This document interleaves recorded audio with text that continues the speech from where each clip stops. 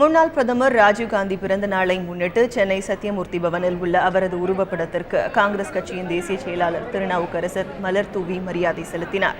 பின்னர் செய்தியாளர்களிடம் பேசிய அவர், ஆட்சியில் இருக்கக்கூடிய ஒரு கட்சியே சட்டத்தை கையில் எடுத்து இதுபோன்ற போராட்டங்களில் ஈடுபடுவது கண்டனத்திற்கு உரியது என்று தெரிவித்தார். ஆட்சியில் இருக்கக்கூடிய ஒரு கட்சியே சட்டத்தை கையில் எடுத்துக்கொண்டு சட்டத்திற்கு புறம்பாக திடீரென தமிழகத்தினுடைய பல்வேறு பகுதிகளிலேயும் சாலைகளை மறித்து காவல்துறையினுடைய துணையோடு நண்பர் இளங்கோவன் அவர்களுடைய கொடும்பாவியை கொளுத்தி அப்படி கொளுத்துபவர்களை சுதந்திரமாக சுற்றி வரச் செய்து அதற்கு காவல்துறை பாதுகாப்பும் தருவது வருந்துவதற்குரியது, கண்டனத்திற்குரியது.